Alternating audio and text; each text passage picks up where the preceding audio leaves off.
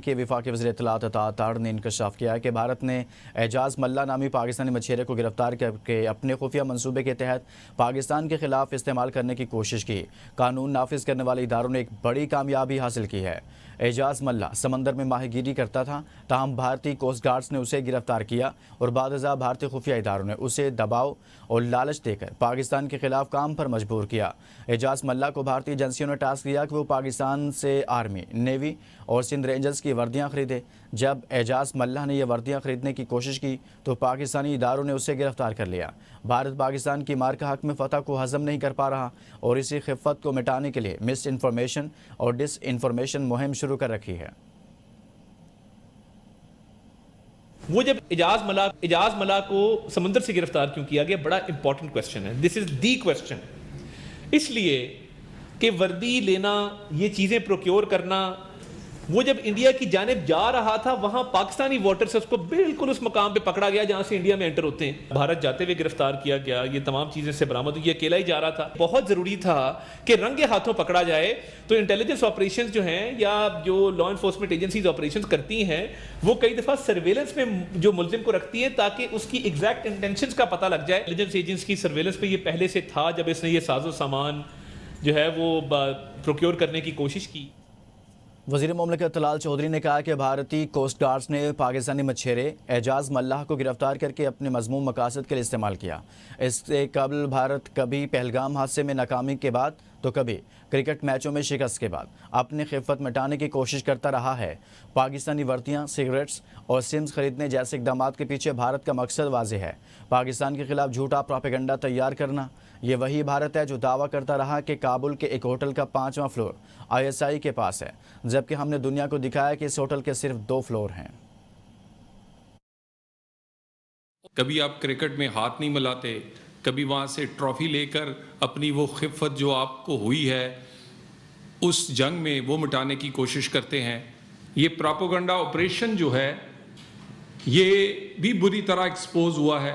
ایک ملا جو کہ فشر مین ہے، اس کو سپٹمبر کے مہینے میں انڈین جو کوسٹل گارڈ ہے اس نے گرفتار کیا۔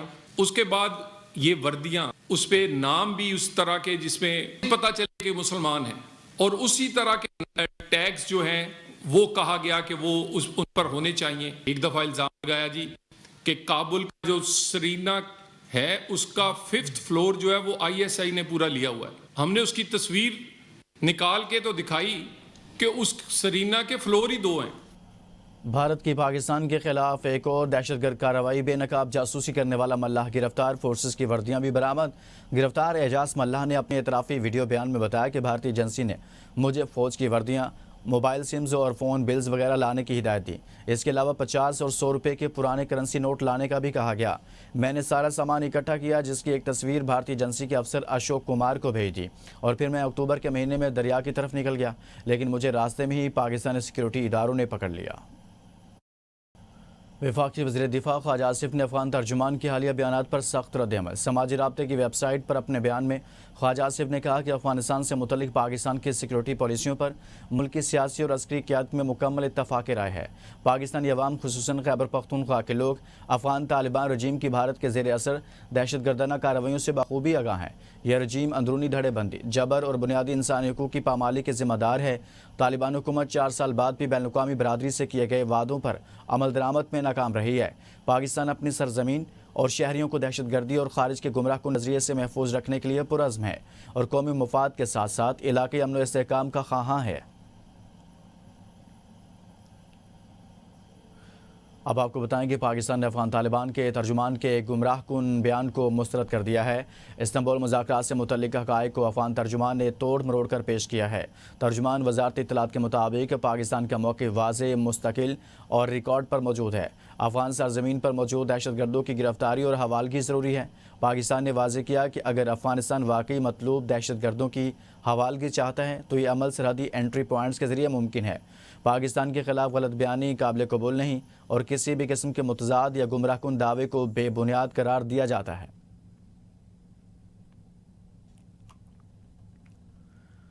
پاکستان سے افغان مہاجرین کی باعزت وطن واپسی۔ گزشتہ روز چمن بارڈر کے راستے تقریباً 10,700 افغان مہاجرین کو باعزت طریقے سے افغانستان واپس بھیجا گیا۔ اب تک 15,60,000 سے زائد افغان شہری اپنے وطن واپس جا چکے ہیں۔ چمن کے بعد تورخم سرحد کے راستے بھی افغان مہاجرین کی واپسی کا عمل شروع کر دیا گیا ہے۔ اسلام آباد میں حاجی کیمپ میں موجود 470 غیر قانونی مقیم افغان شہری تورخم روانہ۔ افغان شہریوں کو قانونی کارروائی مکمل کرنے کے بعد تورخم بارڈر روانہ کیا گیا۔ تورخم بارڈر پر قانونی تقاضے مکمل کرنے کے بعد افغان شہریوں کو افغانستان روانہ کیا جائے گا۔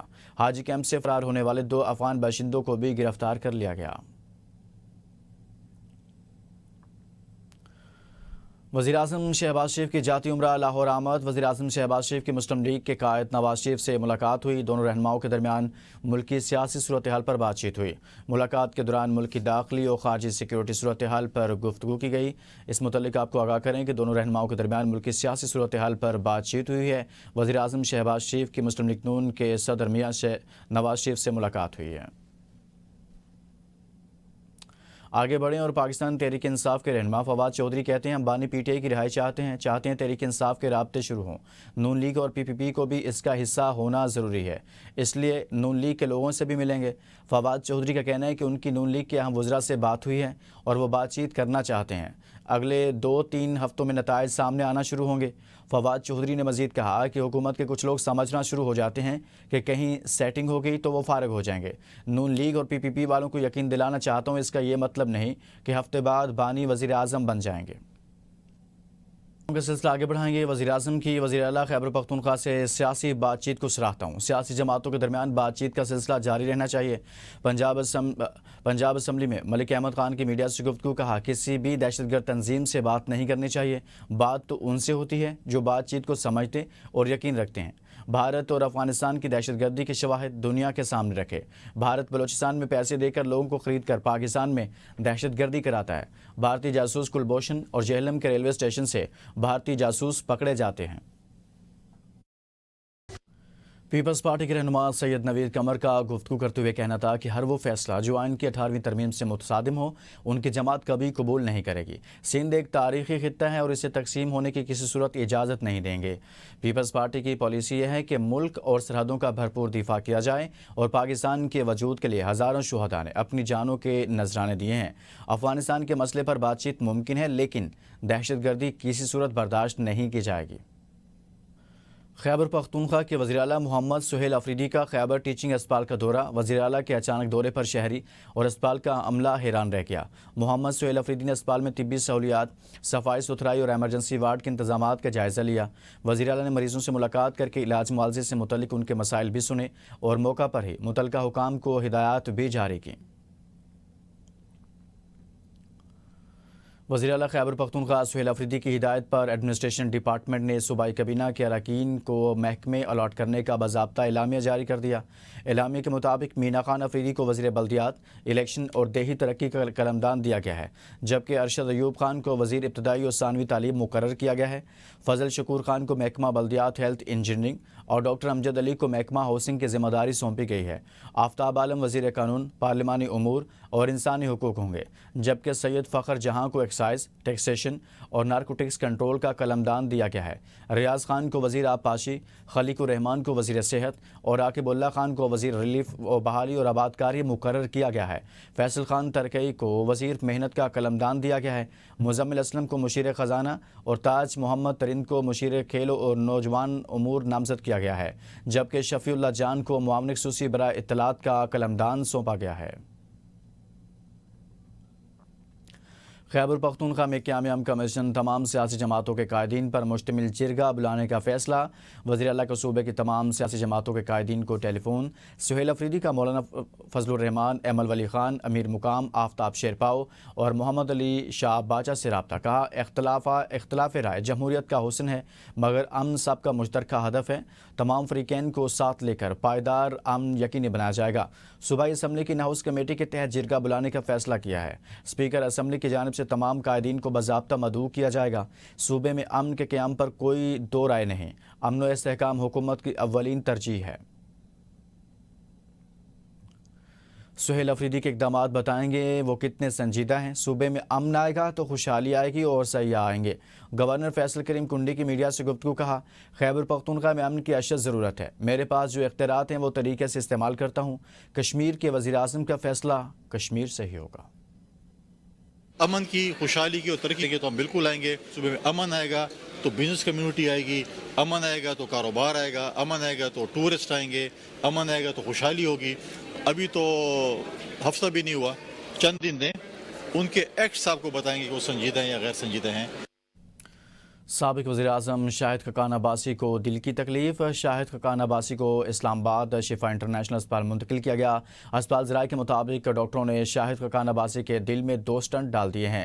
شاہد خاقان عباسی اسپتال میں زیر علاج، حالت خطرے سے باہر ہے۔ شاہد خاقان عباسی کو اسلام آباد شفا انٹرنیشنل اسپتال منتقل کیا گیا۔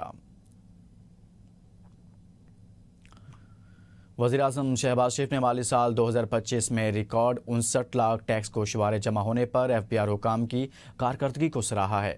وزیر اعظم کا کہنا ہے کہ 9 لاکھ نئے ٹیکس فائلرز کا نیٹ میں شامل ہونا حکومت کی پالیسیوں پر عوامی اعتماد کا مظہر ہے۔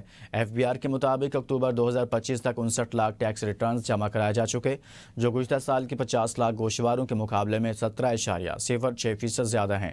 انفرادی ٹیکس دہندگان نے گزشتہ سال کے مقابلے میں تقریباً 9 ارب روپے زائد ٹیکس ادا کیا، جس سے اکتوبر میں ٹیکس وصولی 60 ارب سے بڑھ کر 69 ارب روپے تک جا پہنچی۔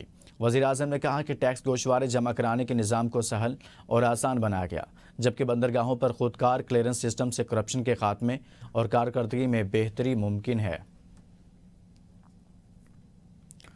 مزید آپ کو بتائیں کہ وزیر اعلیٰ مریم نواز شریف سے جرمن پارلیمنٹ کے رکن دریا ترک نجاور نے ملاقات کی اور 2 طرفہ تعلقات، پارلیمانی تعاون، ویمن ایمپاورمنٹ، تعلیم، یوتھ ایکسچینج پروگرام، ماحولیات اور کلین انرجی کے منصوبوں پر تفصیلی تبادلہ خیال کیا گیا۔